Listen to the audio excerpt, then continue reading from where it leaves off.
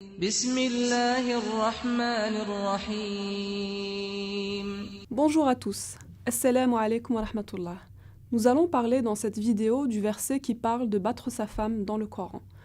Nous avons eu plusieurs questions à ce sujet suite à nos vidéos sur le niqab par exemple ou sur la femme dans le Coran. Effectivement, ce verset soulève beaucoup de controverses et des différences dans la lecture et l'approche adoptée dans son exégèse. Je vais vous lire ce verset.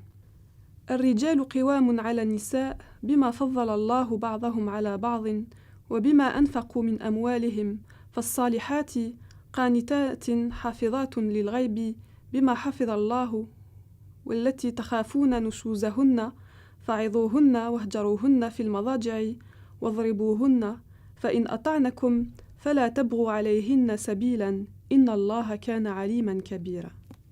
Pour une exégèse sérieuse de ce verset, il est important de revenir au contexte social et historique dans lequel a été révélé ce verset et le Coran en général au début du 7e siècle.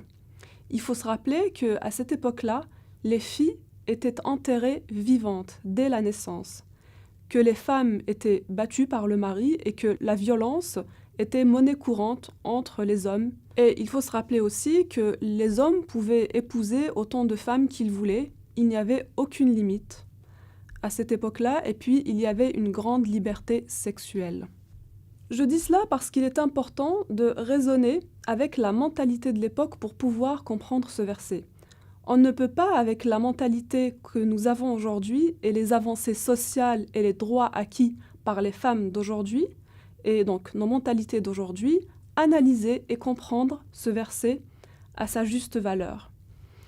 Je vais prendre un tout petit exemple de l'histoire contemporaine de la France. Par exemple, le droit de vote pour la femme a été instauré en France seulement à partir de 1944. Il est difficile aujourd'hui, avec notre mentalité et la liberté que la femme a acquise et tous les droits, de se dire qu'avant 1944, la femme n'avait même pas le droit de vote. Alors, imaginez ce que ça fait si on fait un bond en arrière de 14 siècles. Imaginez la société du 7e siècle. C'était une toute autre réalité. Nous ne pouvons donc pas transposer ce verset à la vie actuelle ni au droit positif d'aujourd'hui. Maintenant, voyons voir le contexte particulier de révélation de ce verset coranique. Il y a un terme qui est utilisé ici, qui est « nushuzahunna », qui veut dire l'adultère. Il faut se rappeler qu'à l'époque, l'adultère était une pratique courante dans la société mécoise. Alors, ce verset coranique est descendu pour interdire graduellement la violence qui était faite aux femmes suite donc à ces problèmes d'adultère dans le couple. L'objectif de ce verset coranique est d'interdire la violence de manière graduelle. Nous voyons bien que la façon dont il dicte le comportement de l'homme, du mari envers sa femme adultère est le suivant.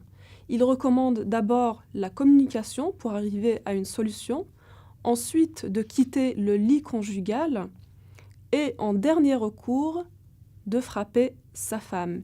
Ce verset coranique doit être lu à la lumière de tous les autres versets qui recommandent la bienséance et la bienveillance dans le couple. Et le modèle à suivre est celui du prophète qui avait un grand respect pour ses femmes et qui n'a jamais battu ses femmes. Et sur son lit de mort, il a recommandé de prendre soin des femmes en disant « Awsikum bin nisa'i khayran » je vous recommande de prendre soin des femmes.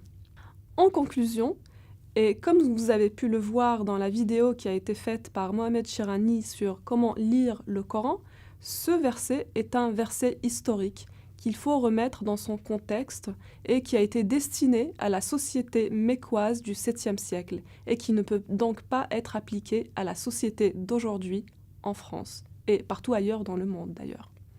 Je vous dis au revoir et à très bientôt.